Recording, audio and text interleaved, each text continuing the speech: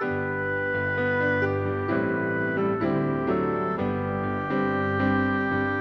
good morning. That was a pretty good video, except for one guy in there. Other than that, it was all right. I always hate seeing myself on, you look at yourself and you're like, oh, that's not good. All right, so I'll get over that. I'm going to sit down for the message today because I want to be a little bit more conversational, and this actually helps me to be a little bit more conversational, so this is more for me than you. But I really want to have a conversation today about not just a campaign, but really about discipleship. And you'll see that as we go through this message today.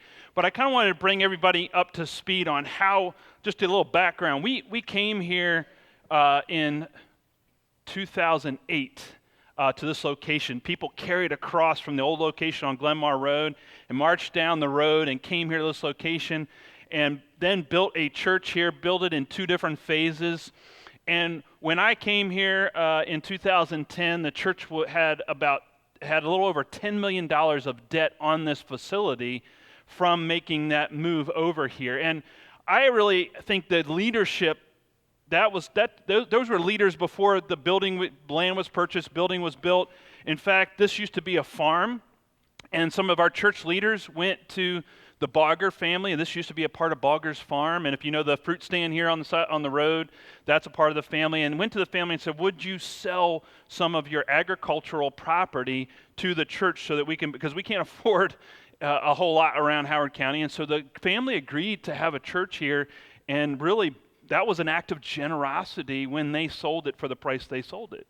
And so then I love the idea that this used to be agricultural property because there was a time when fruits and vegetables were grown on this property and it fed people, kind of like the miracle we talked about, right? And now instead of growing vegetables, we grow disciples. Still there. We're still in the God business of growing, right? The God business, and I love how that ties into our logo of roots and trees and how we're to root people in the life-giving message of Jesus Christ and help them to grow as disciples. And so I love that analogy. So now that was a great decision. I think that was a great strategic decision, a great leadership decision to move here, to come here. The other part of that decision, though, that was a faith decision. Because at some point, the leaders of the church had to say, how are we going to pay for this, right? I mean, it always comes up. The question always comes up. Anytime you try something new, start something new, the question is, how are we going to afford this? How are we going to pay for this? So they made a decision to take a risk. It was a faith step.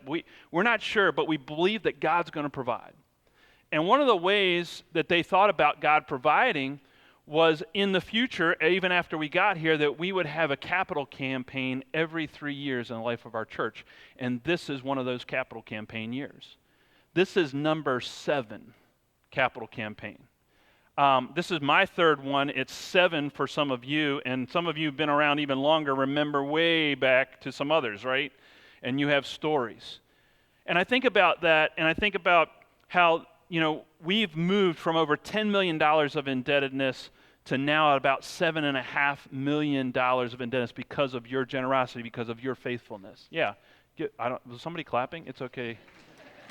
I wasn't really looking for a clap, but I thought I heard it. Sorry. Anyway, I think that's good news anyway. Because you've been generous. People have been generous and people have been faithful. And I really want to talk about it because I'm going to refer to money today, but this sermon is not about money. This sermon is about discipleship. If you look at our discipleship pathway, you'll see that one of the maturity areas, one of the characteristics of a disciple is generosity. And one of the things we ask ourselves as followers of Christ and what Jesus calls us to is to be generous to others. And generosity is a part of discipleship. So it's part of discipleship. It's part of what it means to be a disciple is to be generous. The other thing about this is this also requires faith. For me to be generous to someone else requires faith on my part, just like it required faith years ago to come here. It required faith to say, I don't know, but I believe that God's going to provide. And so when we give, when we're generous to others, whether it be money, time, talent, energy, whatever it is we give, we're actually trusting that God will provide for us replenish our energy, replenish our time, give us the resources to keep going and keep doing things that God calls us to do. So it's really a faith issue as well.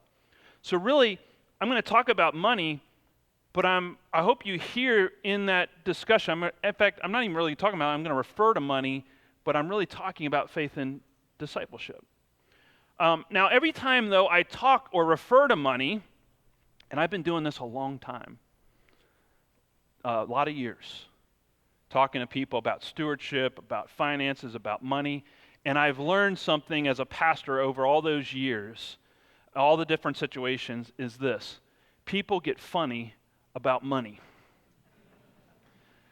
It's uncomfortable. How many people are uncomfortable right now? Me. I am uncomfortable right now, right? It's uncomfortable for me. It's uncomfortable for you. Let's just get that out there, right? Because money is whether we like to admit it or not, is near and dear to our hearts, to our lives. And so whenever we talk about it, it makes us uncomfortable. And I know people get funny about money. I know people who walk out of the sermons, who avoid coming to church. Oh, it's true. I know there are people that will respond different ways. They'll get uncomfortable because I'm talking about money. They'll get uncomfortable because they'll get mailings. They'll get uncomfortable, and all these different things will cause discomfort. I'm not really here to cause discomfort. I am actually here to do two things. Actually, I am here to cause discomfort. I lied. But here's how I want to put it. An old preacher once told me that a preacher's job is to comfort the afflicted. And the second job is to afflict the comfortable. So I want to do that today. So that's why I'm going back on what I just said. So I do want to comfort the afflicted, but I also want to afflict the comfortable. So let me start by comforting the afflicted. I, as a pastor, do have people respond. So whenever we do stewardship campaign or talk about money or those things, I have actually people that come to me and feel guilty because they're not able to be generous because of the circumstances of their life. They're just not in a position to be as generous as they would like to be, and then they feel shame and guilt because they're not actually able to do what they think other people are doing. And so they feel uncomfortable, and because what's going on, that's what I call self-imposed guilt. You know, they feel guilt and shame because of the situation they have in their life, and maybe they're defining their lives by how much money they have at that particular point in life, and so maybe that's part of that. I don't know. But I will get letters. I will get feedback. People will come to me and be upset and uncomfortable because we're asking for money. So one thing I would say is when we ask as a community, it's to the whole community. I'm not thinking of anybody's specific circumstances. But I would say this. We're not asking you to give what you don't have. Did you notice in the gospel lesson that Jesus goes to the disciples and says, you feed them? And then he says, well, what did they say? Well, we don't have anything to give you, Jesus. We don't have anything to feed. How are we going to feed 5,000 people? We can't do this. Jesus, you got to be out of your mind. Jesus says, you give them something to eat. So they took what they had. They looked at what they had, 5 loaves, 2 fish. Jesus prayed, and then they distributed, and the miracle happened. Because they brought and put in the hands of Jesus what they had, not what they didn't have. Jesus didn't send back and say, hey, I didn't want fish today. I wanted to serve lamb. So will you all go get some lamb and bring it back? That's not what Jesus' response was. He said, just bring me what you have and let me perform the miracle. Trust me with it. That's faith, right? That's the thing. Now, if you think I'm speaking out of school here, let me tell you that I have had seasons in my life when I felt like I had nothing to give. I had seasons in my life where I worked 2 jobs and went to school full-time, worked a part-time job, a full-time job, and went to school full-time. I lived below the poverty level to make ends meet. I know what that's like. My family and I lived on WIC for a year. I raised my family on WIC for a year when I was in a season of scarcity. I know what it's like to get a paycheck and not sure whether that paycheck from the ministry is going to bounce or not. I know what that's like. So I'm not sitting here as someone who is speaking out of school. I'm actually sitting here speaking as someone who says, I had to trust God to provide. And there are seasons where I trusted God to provide, and I will tell you this, every time I did, God provided. I'm here today because God provided. I am clothed today because God provided. I am fed today because God provided. You know, there was a season in a life of a widow and her son, a single mom and her son, and I think, some people thought that Jesus was Elijah. And I think one of the reasons that they thought Jesus was Elijah was because of this miracle. Because Elijah performed a miracle for a widow, a single mom, and her son. He came into town one day and where they were living, and she was gathering up sticks to make a fire, and they were about to have their last meal. She had a little bit of oil left and a little bit of flour left, and there was a famine going on, and this is all they had, and they were getting ready to have their last meal, their last piece of bread together as a family. And in walks Elijah into town, and Elijah says to this single mom, says to this widow, says to her, give me something to eat. Give me some bread. And you know what the widow's response was? You got to be kidding me. Yeah, that's your translation, right? She was like, what are you thinking? Again, my translation.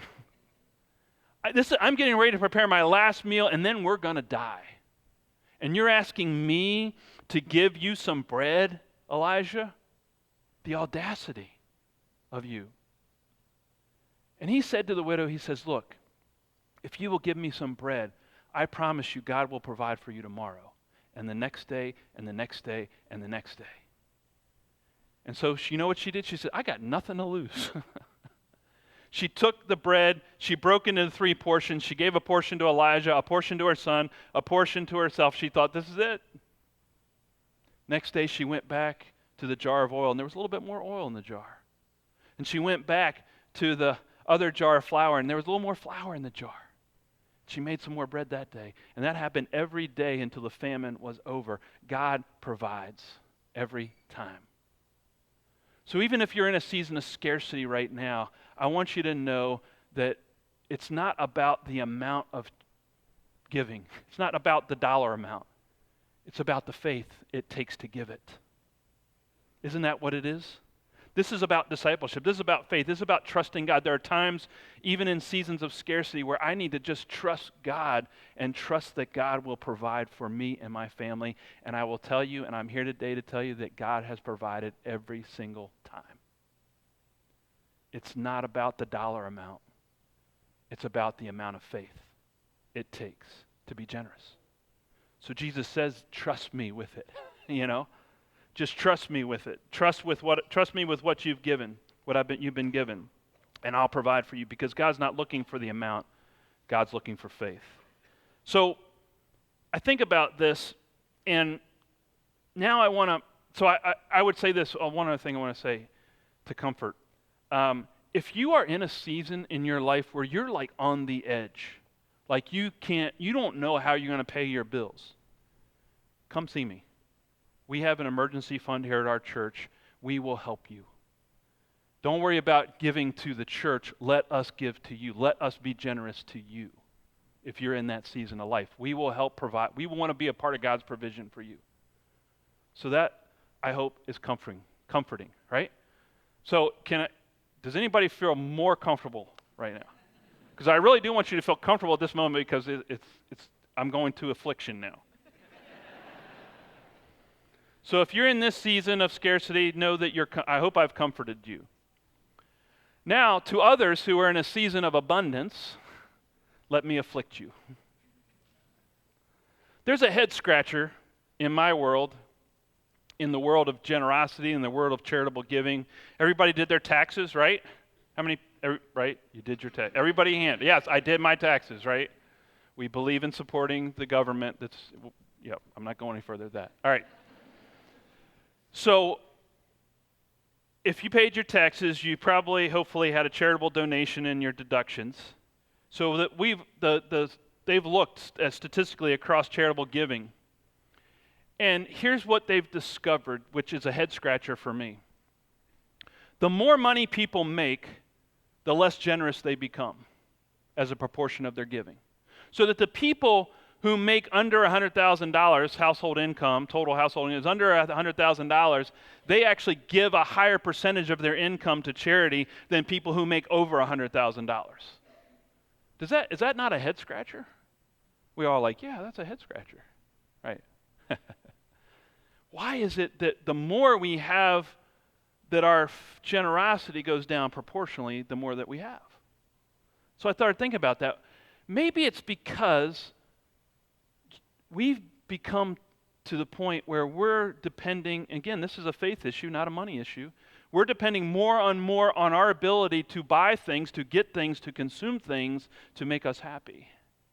So what becomes enough keeps moving. That boundary on how much is enough keeps moving. You know, how many people were here at Monday, Thursday and heard Pastor Matt's confession about having 134 shirts in my closet and in storage and other, right? What do I need 134 shirts for, right? I will tell you there is a full bag going to the Goodwill this week full of shirts. So I've reduced that number. Under 100. I'm working. I'm getting there, all right? But why do I need shirts that I'm never going to wear? And why do we keep buying bigger houses and filling them with more stuff and then paying somebody to store some of our stuff, right? And then we're getting bigger screen TVs and bigger this and bigger that and bigger that, and we keep consuming and doing these things. What are we trying to do? I would say to you, it's not about money at all. It's about what? Making myself feel better. And who am I trusting at that point to make myself happy? Me, not God. See, when I'm generous and I give stuff away, I'm saying, in a sense, I'm saying to God, God, I trust you to make me happy. I trust you to make me content rather than the stuff that I keep depending on to make me happy. And so what keeps me from being a generous disciple, which keeps me from faith and trust in God, is actually my trust in myself to try and make myself happy and content. See how that's a faith issue? See how that's a discipleship issue? Not a money issue. It's about I'm trying to fill something up. So I think about that and how that's a head scratcher. Some of us have the capacity to give more generously. That's the truth. I have it. Many of you have it. We could actually do more. So here's the uncomfortable part. I want you to ask yourself this question. Next time you write a check to charity, or next time you give some time away, or next time you volunteer, or the next time you give away your gift or your talent. But particularly think about the next time you write a check. Is it easy to write that check? I mean, is it comfortable when you write it? Or is it hard? Is it easy to write that check? Or does it make you say, I'm going to have to trust God on this one? How much faith is required of you to write that check? How uncomfortable is it for you to write that check, especially if you're in a place of abundance, right? Because we always think we need more than we really do. We hold back. But if it's easy to write that check, I will tell you it doesn't require much faith. It doesn't require much trust for God to provide for that happiness, for that contentment, to say to God, I'm going to trust you. I'm going to write a more abundant check this time, or I'm going to give more time, or I'm going to give more of my talent, and I'm going to trust that God's going to provide for me. That's a faith issue. Again, it's a faith issue. And if that makes us uncomfortable, it makes me uncomfortable. But that's what I want to ask you to do. I am not asking about the amount of money you give. I am asking you to be faithful. Faithful to generosity, faithful to being a disciple. And faithfulness is going to look different to each one of us, depending on our life circumstances. We may be in a season of scarcity, we may be in a season of abundance. I don't know. It doesn't matter. The question is, what does faithfulness look like for you and your family? I know for my family, I got 2 kids in college. I'm seeing more money go out of my household than ever before. Savings is going out the window. So parents with little ones, save.